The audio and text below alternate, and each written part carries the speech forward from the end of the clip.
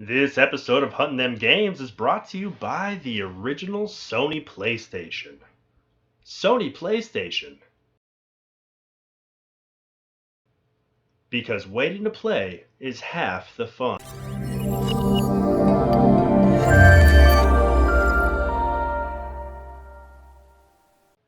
Welcome everybody to the Switch.Bit, and this is Hunting Them Games episode 3. So if you've seen the other two episodes, you kind of know this is just where I talk about my finds of video games over the last week or so. Um, Kind of talk about the deals that I got and how I got them, and little bit of story behind those. But before we get into that, if you like what I'm doing, hit the like button and hit the subscribe button. That way you can get up to date content as I release it. If that's something you're into, if you don't like what I'm doing, I'm still gonna do it. So, anyways, let's get right into it. This week wasn't that great, honestly. It kind of blew. So I live in Texas, and it's been like 100 degrees, and it dropped down to 40 degrees, and it's rainy. It's basically a blizzard in Texas whenever it's 40 degrees all of a sudden. So flea market sucked. There were no garage sales, so pretty much everything I got was trying to hustle at pawn shops. But even that, it was just a rough week. But I did get some things I'm excited about, and I did get that mystery game, $1 mystery game. I love that kind of stuff. I'm a sucker for it. So I'm going to start off with the two $1 games that I got, and these are the ones I'm least excited about. It's Call of Duty Black Ops and Grand Theft Auto 4 for the PS3. I actually already own both of these, but they're $1 a piece, so I rarely am going to pass up on a Call of Duty or GTA or something like that for $1, just because I will be able to sell it to somebody, even if it's for $5. Of course, everybody loves Black Ops because that's where zombies came from, and that was kind of the big deal with that game, at least among my friends. So who knows? Maybe I will pick it up and play. But I think I already have like a couple copies of it, honestly. And here we go. Resident Evil Outbreak. I have Resident Evil Outbreak File 2, so this is new to my collection. I'm pretty excited about it. I love the old Resident Evil games. I own all of them. Uh, I like pretty much anything before Resident Evil 5, where it kind of started turning more towards action and less towards the survival horror aspect of it. So this game is actually PS2 exclusive, where they use the network adapter and you could play online against people. You could still play or with people. I'm not exactly sure how it works because I didn't have the PS2 online back then. I'm sure there's some way to kind of spoof it like you can with the original Xbox, and still play those games online. Um, but yeah, it's you can still play this single player, and there's a story behind it. It plays just like the old Resident Evils with the tank style controls. So I'm really excited about that. I think me and one of my buddies, maybe we can get into that because I don't think he's ever played it either, and he's a big RE fan. So I got that for $2. So I'm pretty excited about that one. And I got a Mario game from. These are all from pawn shops, by the way. Everything I got except for one item. But I got the Paper Mario for Wii U. I'm not a huge Paper Mario fan, but it was $5, and if you can get a Mario game for $5, I mean, the value on those hold pretty well. Right now, a lot of the Wii U Mario games are selling actually pretty low for Nintendo titles, maybe about like $20. Not much more than that for most of the first party Nintendo titles. Even this one right now, like if I could sell this for $20, that would be a good deal. But I'm going to keep this because I like. I want to try to build a pretty good size and decent Wii U collection.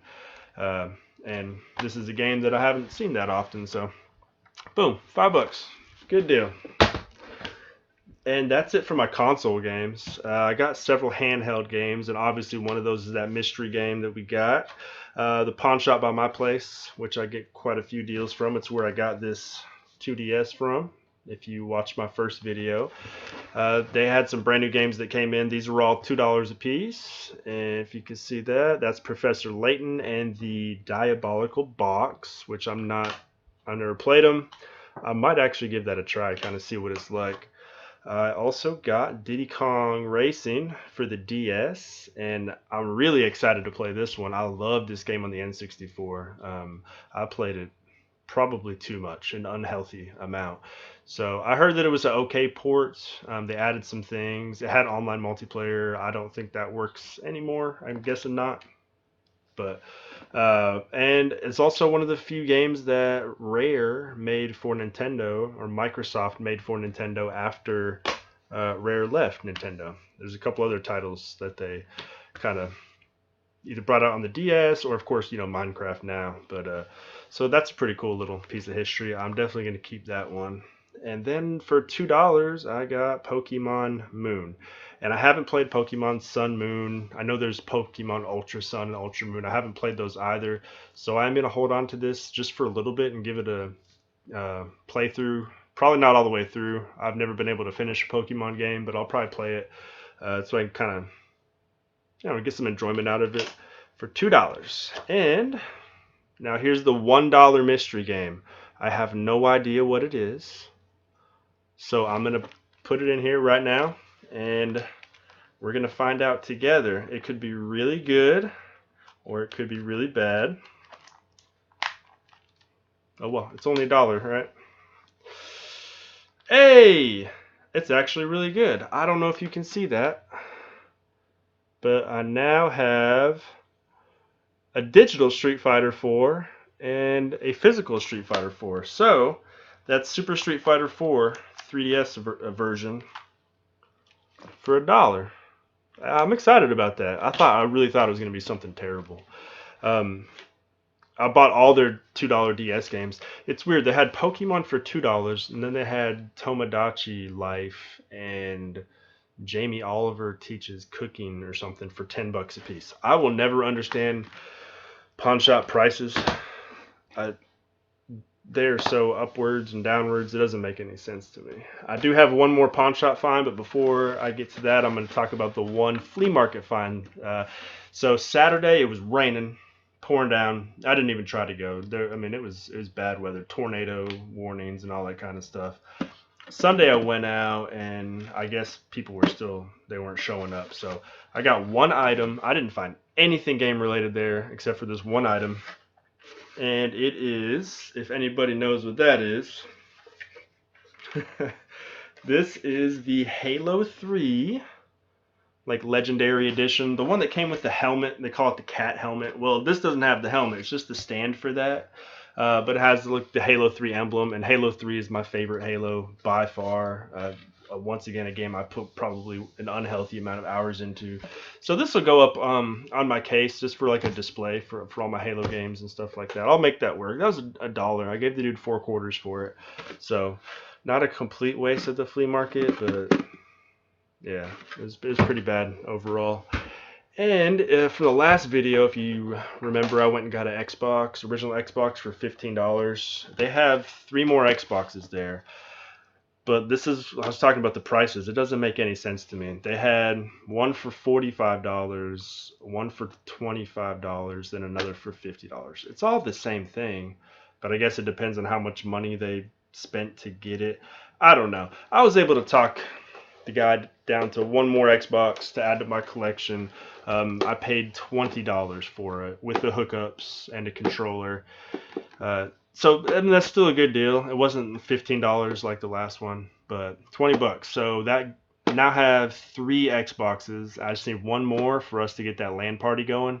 So maybe those prices will go down there again. I'm not sure. I honestly haven't even tested this thing. I just picked it up today, but I have a pretty good history getting stuff from them, so I think it'll be all right. If not, I have 24 hours to bring it back.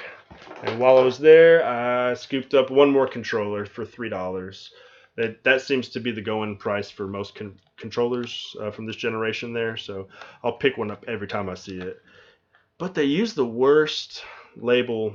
This stuff leaves a terrible.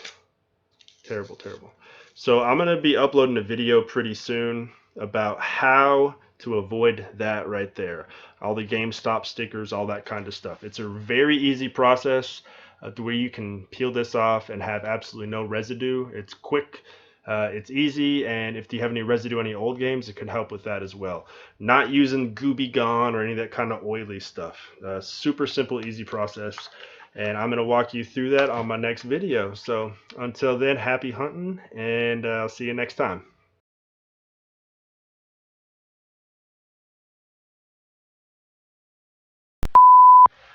Sony PlayStation.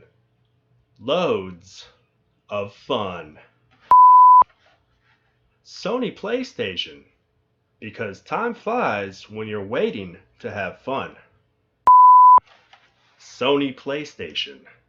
Wait till they get a load of us.